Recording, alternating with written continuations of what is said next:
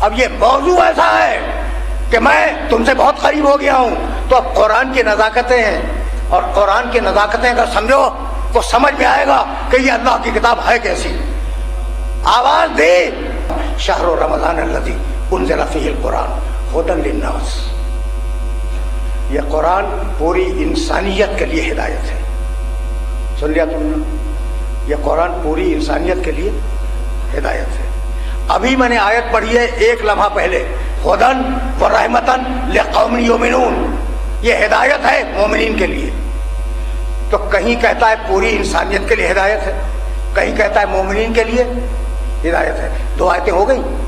اور تمہارے سورہ بقرہ کے آغاز میں کیا ہے؟ بسم اللہ الرحمن الرحیم، الف لام میم ذالک الکتاب لا ریب فیہ ھدی للمتقین، متقین کے لیے ہدایت ہے۔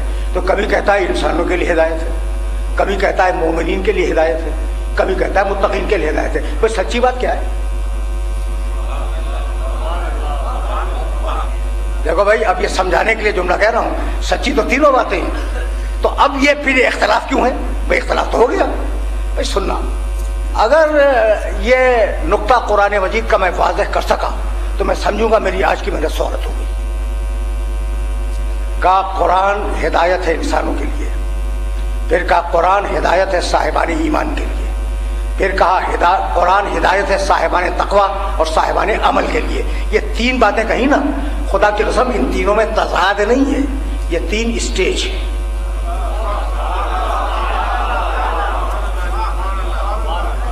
سننا بھائی، اب ایسے لفظوں میں بیان کروں کہ یہ چھوٹے چھوٹے بچے بھی سمجھ لو میری بات کو۔ کیا کہا؟ ہدایت ہے انسانوں کے لیے، پھر کیا کیا؟ ہدایت ہے صاحبان ایمان کے لیے، پھر کیا کہا؟ ہدایت ہے متقین کے لیے۔ تضاد نہیں، یہ تین اسٹیج ہیں۔ اگر کوئی غیر مسلم اس بات پہ توجہ دے کہ قرآن مجید نے چیلنج کیا تھا کہ اگر یہ اللہ کی کتاب نہیں ہے تو جواب لاؤ، صرف اس بات پہ اگر توجہ دے تو وہ مسلمان ہو جائے گا۔ تو ہدایت ہے انسانوں کے لیے، سمجھ رہے ہو نا؟ اس قرآن کے علوم، اس قرآن کے معارف، اس قرآن میں آج کی پیشن گوئیاں، آج کی کبھی یہ سبجیکٹ بھی تمہارے سامنے پیش کروں گا۔ قیامت تک کے مسائل قرآن میں موجود ہیں، اگر ان پر دنیا توجہ دے۔ مورس بکائی فرانس کا ایک بہت مشہور اسکالر، اس نے قرآن کو پڑھا، مسلمان ہو گیا۔ ھدی للناس، انسانوں کے لیے ہدایت ہے، اور اس نے کتاب لکھی ہے انگریزی میں، اس کی کتاب بڑی مشہور ہے۔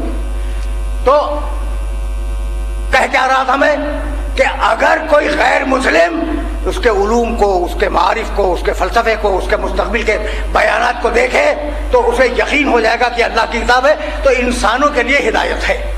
اچھا، اب انسان ہدایت آ گیا، اب اسے عقیدہ چاہیے یا نہیں چاہیے؟ ایمان چاہیے یا نہیں چاہیے؟ تو اب ایمان کہاں کرے؟ قرآن سے مومنوں کے لیے ہدایت ہو گیا۔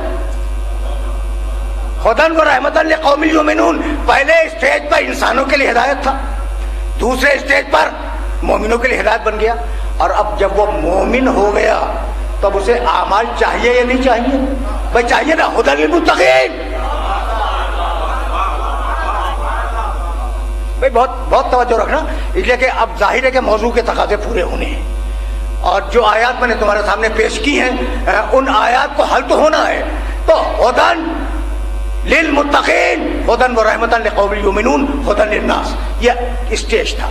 اب تمہیں اس سے زیادہ مشکل مسئلے میں الجھانا چاہ رہا ہوں میں۔ بھائی سننا، نوجوان ہو نا اور بڑی کثیر تعداد میں بیٹھے ہوئے ہو، یا سنو، جتنا تم مجھ سے قریب ہو اتنا ہی میں تم سے قریب ہوں۔ یہ تو نہیں کہ تم 2 گز کے فاصلے کو، میں 5 گز کے فاصلے کو، ایسا ہے؟ اچھا کیوں نہیں ہے یہ بتاؤ؟ بھائی دونوں کے درمیان جو مسافت ہے وہ ایک ہی ہوگی نا۔ تو اگر 2 گز کے فاصلے پہ میں ہوں تم سے، تو 2 گز کے فاصلے پر تم ہو مجھ سے۔ سمجھ میں آ گئی بات؟ دیکھو بھائی، آج عجیب تجربہ، برسوں سے سن رہے ہو نا مجھے، آج میں عجیب بات کرنے جا رہا ہوں۔ اچھا بھائی، یہ عجیب بات ہو گئی کہ میں تم سے اتنا ہی قریب ہوں جتنے تم مجھ سے قریب ہو، فاصلہ ایک ہے بیچ میں، بات طے ہو گئی۔ اچھا اب خدا کی طرف چلو، اتنا قریب کہتا کہ گردن سے زیادہ قریب، اور اتنا دور کہ خلاؤں میں بھی نہ ملا۔ نہیں میں ذرا اور آسان کر دوں تاکہ تم اس بات کو سمجھ سکو کہ میں کہہ کیا رہا ہوں. اچھا بھائی کتنا قریب ہے؟ شہر سے قریب، بہت قریب ہو گیا نا. ٹھیک. اور تم کیا کر رہے ہو؟ زندگی بھر نمازیں پڑھتے رہے قربتاً اللہ، اللہ سے قریب ہونے کے لیے. روزے رکھتے رہے قربتاً اللہ سے قریب ہونے کے لیے. یہی تو کرتے رہے زندگی بھر. تو وہ اتنا قریب ہے، تم اتنے دور ہو. وہ فلسفہ الٹ گیا یا نہیں کہ جتنا میں تم سے دور اتنا تم مجھ سے دور، جتنا میں تم سے قریب اتنا تم مجھ سے قریب. لیکن اللہ کے ساتھ یہ فلسفہ نہیں ہے.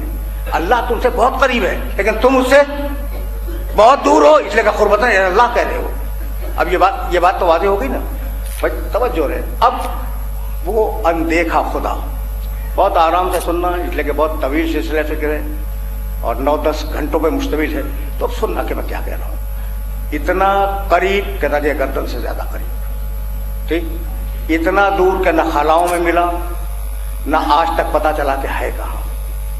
تو ایسے خدا کے لیے جو دیکھا نہ جائے، جو چکھا نہ جائے، جو سنا نہ جائے، جو سونگھا نہ جائے، اس خدا کے لیے لازم تھا، اس خدا پر، اس خدا کے لیے ضروری تھا کہ وہ ایسی محسوس چیزیں پیدا کرے. توجہ رکھنا، محسوس چیزیں پیدا کرے کہ جس کے ذریعے اس کی قربت کا احساس ہو.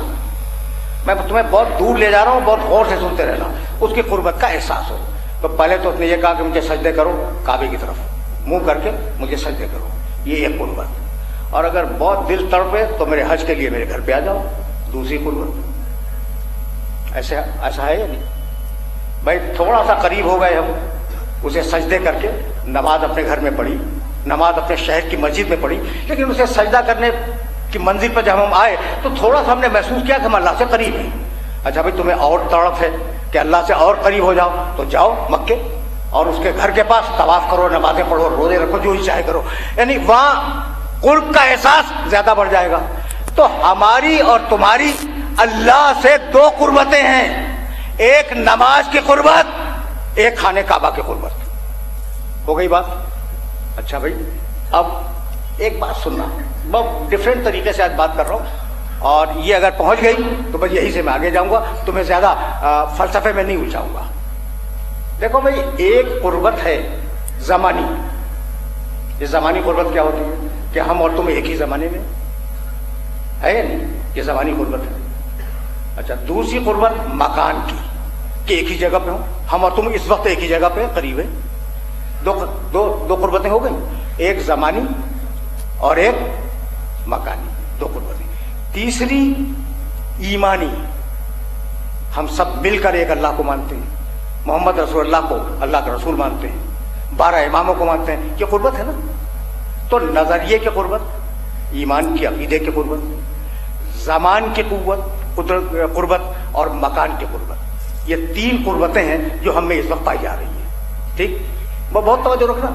اب میں تمہیں لے چل رہا ہوں پیغمبر اکرم کے زمانے میں، اور اگر تم سمجھ گئے اس بات کو تو میری آج کی محنت سہارت ہو جائے گی. آج میں نے تمہیں بہت زحمت دی. اللہ سے 2 قربتیں، توجہ رکھنا، اللہ سے 2 قربتیں، ایک سجدے کی قربت، ایک حج کی قربت. اب وہ لوگ جو زمانے رسول میں تھے اور رسول انہیں حج کے لیے لے چلے، انہیں دونوں قربتیں نصیب ہیں. سجدے کی قربت بھی اللہ سے اور کعبے کے قریب ہونے کی قربت بھی انہیں نصیب ہے. اور اب رسول سے 3 قربتیں ہیں ان کی. رسول پہ ایمان رکھتے ہیں، عقیدے کی قربت، رسول کے ساتھ ہیں زمین کی قربت، رسول کے زمانے میں ہے زمانی کی قربت. کچھ سمجھ میں آیا؟ بہت حیران ہو رہے ہو نا. نہیں سبحان اللہ نہیں، تمہارا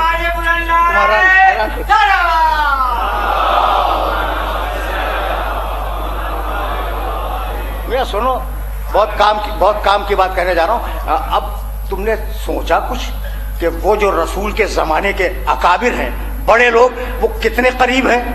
رسول سے زمانے کی قربت ہے، رسول کے ساتھ رہتے ہیں زمین کی قربت ہے، رسول پہ ایمان رکھتے ہیں عقیدے کی بھی قربت ہے، حج کے لیے رسول کے ساتھ گئے ہیں اللہ سے بھی قربت ہے. توجہ رکھنا، سجدہ کرتے ہیں یہ اللہ سے دوسری قربت ہے. تو 5 قربتیں زمانے رسول کے مسلمانوں میں تھیں. اب اتنے بڑے مسلمان نہ پیدا ہوں گے نہ پیدا پیدا ہوئے جتنے زمانے رسول کے تھے. پریشان ہو نا بہت.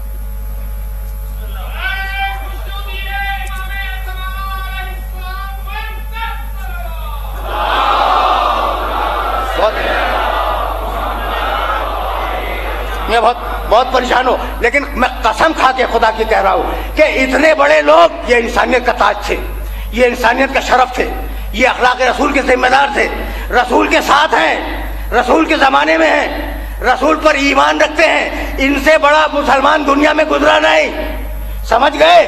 اور اب رسول کے ساتھ انہوں نے حج کیا ہے, اللہ سے بھی قریب ہے. بھائی میں کیا کروں کہ اتنے بڑے لوگ کہ دنیا میں ان کا کوئی مثل نہیں ہے. رسول نے غدیر میں روک کے کہا کہ اسے مولا مانو ورنہ تمہاری عاقبت خراب ہو جائے گی.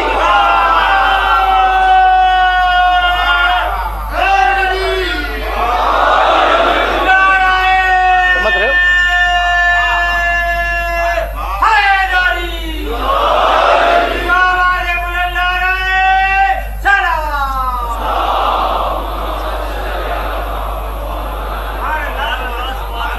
بھائی وہ بڑے لوگ سمجھ میں آ گئے, وہ کائنات کے سب سے بڑے لوگ. رسول نے روکا غدیر کے میدان میں اور کہا اسے مولا مانو.